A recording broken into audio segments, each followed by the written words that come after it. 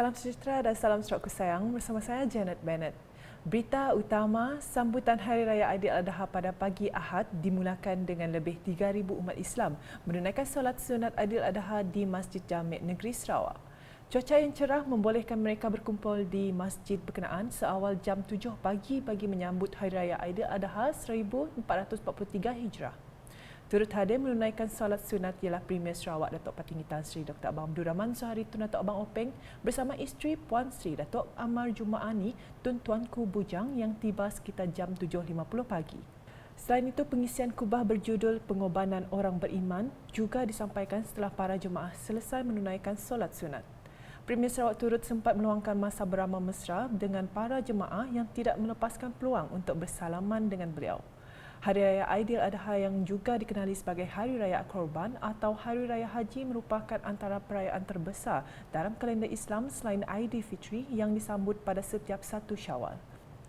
Hadir sama ialah Menteri Pelancongan Industri Kreatif dan Seni Persembahan Sarawak Datuk Seri Abdul Karim Rahman Hamzah, Menteri Utiliti dan Telekomunikasi Sarawak Datuk Julwahi Narawi, Timbalan Menteri Utiliti dan Telekomunikasi Sarawak Datuk Dr. Abdul Rahman Junaidi, Timbalan Menteri di Jabatan Premier Sarawak Undang-Undang MA 63 dan Hubungan Kerajaan Negeri Persekutuan Datuk Sharifah Hazidah Syahid Ahmad Ghazali, Timbalan Menteri Tenaga dan Kelestarian Alam Sekitar Sarawak Dr. Hazlan Abang Hipni, Pemangku Setiausaha Kerajaan Sarawak Datuk Seri Muhammad Abu Bakar Mazuki, Yang di-Pertuan Majlis Islam Sarawak Datuk Misnu Taha dan Mufti Negeri Sarawak Datuk Kipli Yassin.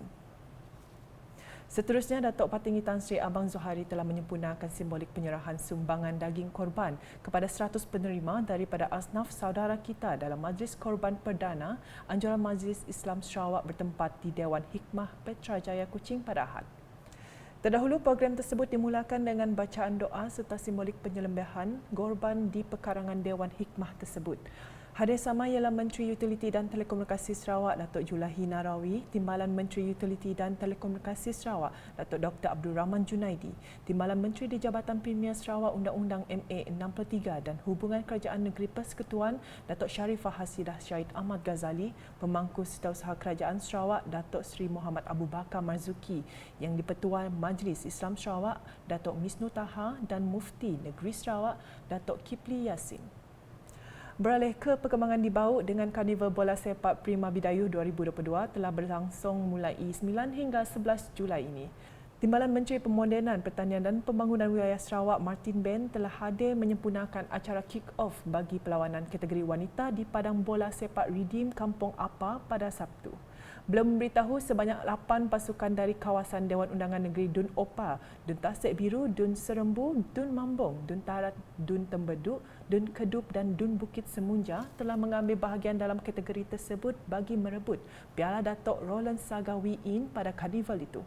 Martin turut menzahirkan penghargaan kepada ahli jawatan kuasa dari Dun Tasik Biru selaku penganjur karnival yang julung kali diadakan ini. Dalam pada itu, beliau menaruh harapan agar program tersebut akan diteruskan di kawasan-kawasan lain seperti Padawan, Penrisen atau Serian pada masa depan. Manakala ahli Dewan Undangan Negeri Adun Serembu Miro Simuh pula telah menyempurnakan acara kick-off perlawanan kategori veteran bagi Karnival Bola Sepak Prima Bidayuh 2022 di Padang Bola St. James BTK, Kampung Tanjung Puting di Baut pada Sabtu. Menurut Miro, sebanyak 8 pasukan dari kawasan Dun Tasik Biru, Dun Serembu, Dun Opa, Dun Mambong, Dun Tembeduk, Dun Tarat, Dun Kedup dan Dun Bukit Semunja akan bersaing dalam kategori veteran itu pada 9 hingga 11 Julai ini bagi merebut gelaran Johan. Beliau turut menyeru semua hadirin termasuk para peserta agar meraih peluang untuk manfaatkan medan itu bukan sahaja bagi memenangi perlawanan tetapi juga untuk mengeratkan silaturahim antara satu sama lain. Sehubungan itu, Miro berharap karnival seumpamanya akan terus diadakan di kawasan lain bagi memupuk semangat bersukan secara sehat. Hadir sama memeriahkan acara tersebut ialah Adun Opa, Billy Sujang serta Adun Bukit Semunja, John Ilus yang turut menyertai pasukan masing-masing.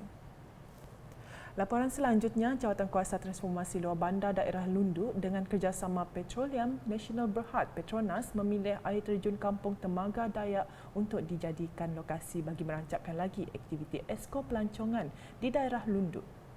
Sumbangan itu, satu lawatan tapak telah dilakukan pada Jumaat bagi melihat sendiri lokasi yang sesuai untuk membina 2 buah gazebo, kawasan tempat letak kereta dan tandas yang akan memberi manfaat kepada pengunjung di air terjun tersebut.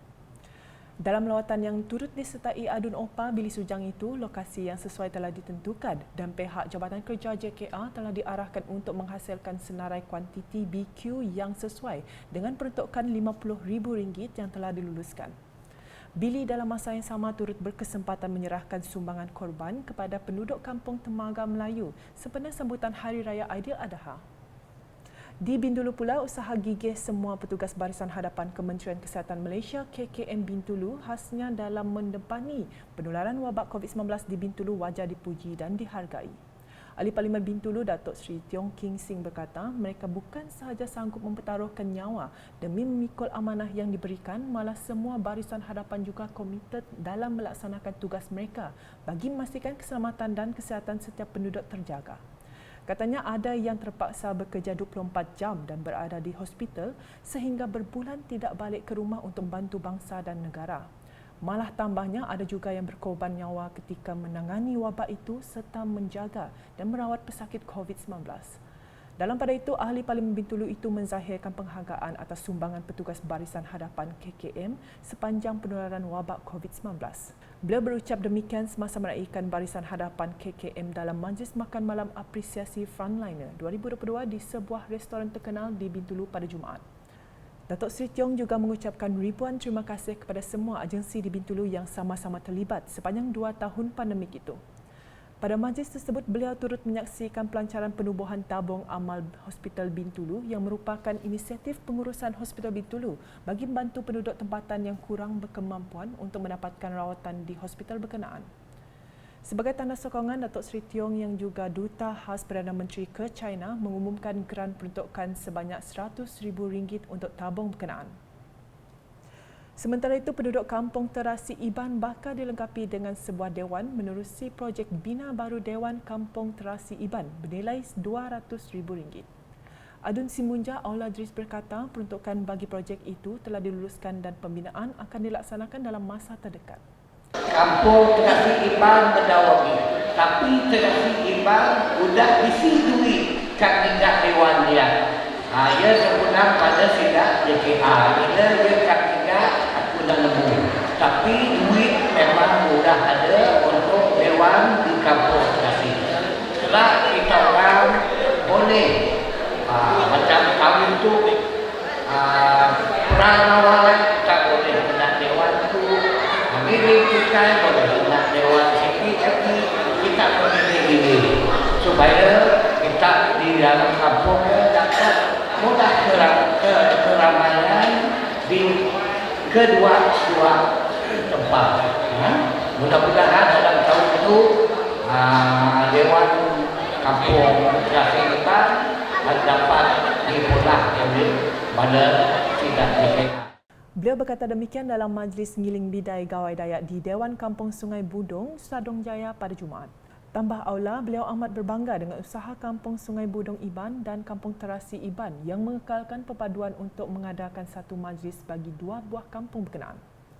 Selanjutnya, Pusat Khidmat Dun Mambong dengan kerjasama Persatuan Usahawan Bidayuh Penrisen PUBP akan menubuhkan inkubator bagi membantu individu yang berminat menjadi usahawan.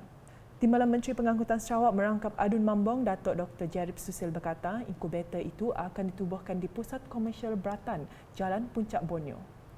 Beliau berkata demikian ketika merasmikan majlis penutupan taklimat usahawan di Pejabat Daerah Kecil Padawan pada Jumaat. Selain itu, tambah Datuk Dr. Jarib, pihaknya setakat ini sedang merancang bagi meningkatkan tahap kualiti produk kopi di kawasan berkenaan memandangkan ia mendapat sambutan menggalakkan dari masyarakat kampung, khasnya dalam sektor pertanian. Sekian edisi malam bersama saya, Janet Bennett. Berita lebih lanjut boleh didapati di semua platform media sosial UKAS termasuk portal ukas.sarawak.gov.my dan UKAS channel di YouTube. #menjawab fakta, salam UKAS.